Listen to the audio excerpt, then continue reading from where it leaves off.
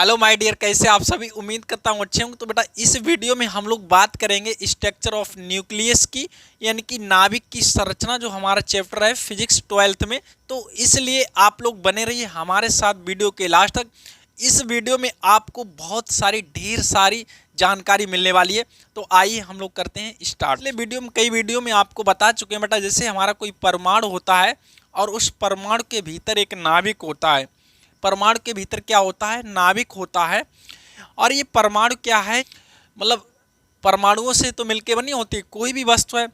तो जब दो परमाणु या दो से अधिक परमाणु मिल जुड़ते हैं तो उसमें क्या होता है? एक अणु बनता है। अणु से मिलके यौगिक बनता है, फिर तत्व बनता है। जैसे हमारा देखिए बच्चों, जल का अणु क्या होता है? H2O। इसमें परमाणु हाइड्रोजन के 2 परमाणु हैं और ऑक्सीजन का 1 परमाणु है इसमें, ठीक है। अब हाइड्रोजन या किसी भी ऑक्सीजन का हमने परमाणु उठा लिया। अब उसी परमाणु की बात कर रहे हैं हम लोग। अब उस परमाणु के भीतर और हम घुस गए। कहाँ घुस गए? परमाणु के भीतर भी घुस गए, नाभिक में चले आए।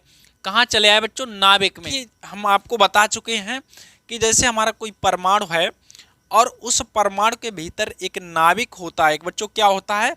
नाभिक होता है। और इस नाभिक की जो त्रिज्या होती है, जो न्यूक्लियस की रेडियस होती है, 10⁻⁻15 मीटर कोट की होती है। ये आता है हमारा परमाणु, इसकी त्रिज्या 10⁻⁻10 मीटर की कोट की होती है, ठीक है बेटा।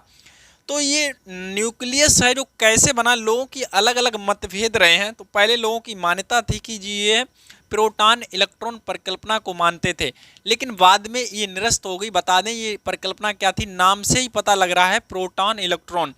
इसमें लोग पहले ऐसा सोचते थे कि जो न्यूक्लियस है इसके भीतर प्रोटॉन और प्लस इलेक्ट्रॉन बैठे हैं। कौन बैठे हैं? इलेक्ट्रॉन बैठे हैं। लेकिन बाद में ये निरस्त हो गई बेटा। फिर इसके बाद आपकी परिकल्पना आई प्रोटॉन न्यूट्रॉन परिकल्पना। इसके आधार पर जो नाभिक होता है उसमें बेटा प्रोटॉन और प्लस न्यूट्रॉन शामिल होते हैं। प्रोटॉन प्लस न्यूट्रॉन शामिल होते हैं। और इसका जो नाभिक का संपूर्ण आवेश है बेटा, जो आवेश है वो किसके आवेश जो होता है वो बेटा प्रोटॉनों की आवेश के बराबर होता है। और एक प्रोटॉन पर बेटा आवेश होता है 1.6 10⁻⁻19 कूलाम का, है ना। तो ये बच्चों जो आवेश अगर मान लिया 10 प्रोटॉन है तो इसमें 10 का मल्टीप्लाई हो जाएगा, तो पॉजिटिव चार्ज इतना न्यूक्लियस पे हो जाएगा। 20 है तो इसमें 20 का, 50 है तो 50 का मल्टीप्लाई इसमें हो जाएगा। और आपको बता दें बच्चों कि ये जो नाभिक है यानी कि न्यूक्लियस है, इसका जो द्रव्यमान होता है प्रोटॉन प्लस न्यूट्रॉन दोनों के द्रव्यमान के योग के बराबर होता है। अगर हम लोग बेटा मान लें, क्या मान लें कि जैसे मान लें कि कोई नाभिक है, कोई परमाणु है X। कोई परमाणु कौन है? X है। तो हम मान लें, माना कोई परमाणु X है, माना कोई परमाणु X है। कौन है बच्चों? X है। जिसकी द्रव्यमान संख्या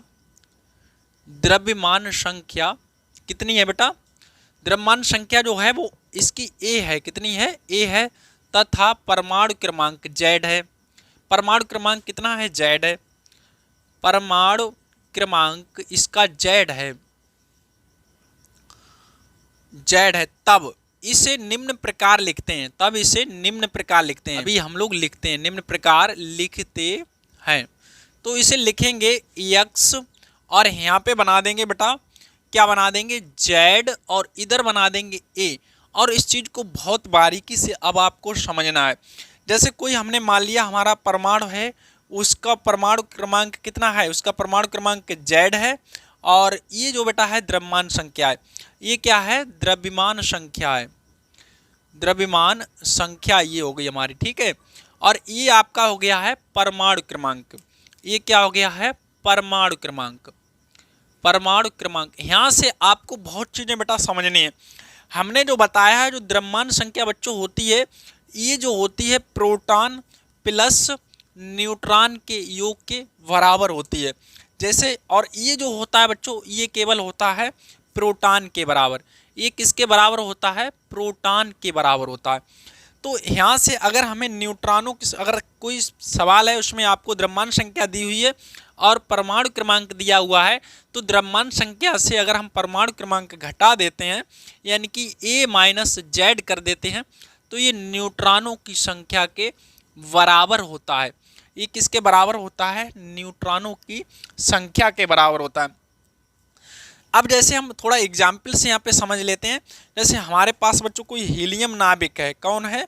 हीलियम नाभिक है, 2He4 है। यहाँ आप समझिए इसे, ये 2 हमारे पास क्या है? ये बेटा प्रोटॉनों की संख्या है, यानी कि परमाणु क्रमांक है। एक बात और आपको बता दें बच्चों, कोई आवर्त सारणी में किसी तत्व को रखा जाता है तो इसी परमाणु क्रमांक के आधार पर ही इसे रखते हैं। और ये हमारी हो गई द्रव्यमान संख्या। ये क्या हो गई बच्चों? द्रव्यमान संख्या हो गई है ना।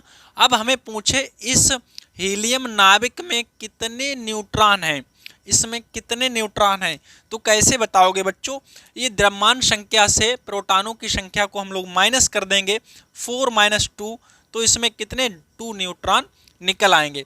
तो इस तरीके से बच्चों हम लोग आगे जब न्यूमेरिकल लगाएंगे तो वहाँ पे चीज़ें आपको समझाएंगे, ठीक है। तो बेटा यहाँ पे देखिए, और यहाँ पे दिखा दिया पोलोनियम का संकेतन दिखा दिया। पूछ रहा संकेतन का क्या अर्थ है, तो इसका मतलब बच्चों क्या हुआ है? यहाँ पे ये है हमारी, इसकी क्या है?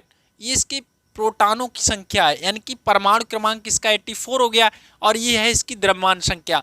अगर पूछता है कि इसमें इलेक्ट्रॉन, मतलब इसके जो परमाणु अगर इसका बनाया जाए जो पोलोनियम का है, तो उसमें कितने इलेक्ट्रॉन होंगे, तो आपको बच्चों बता दें जितने प्रोटॉन होते हैं उतने ही इलेक्ट्रॉन होते हैं। अच्छा, इस क्वेश्चन आप समझ गए होंगे न्यूट्रॉन कैसे निकालेंगे। इससे ये माइनस कर देंगे तो न्यूट्रॉन आपके निकल आएंगे। इसमें पूछ रहा है न्यूट्रॉनों की संख्या क्या है बेटा, तो आप इससे इसे माइनस कर देंगे तो आपको न्यूट्रॉन आपको यहाँ भी मिल जाएंगे। तो इस तरह से बहुत नॉर्मल चीज़ें हैं बच्चों। आई होप आप चीज़ों को समझ पा रहे हैं।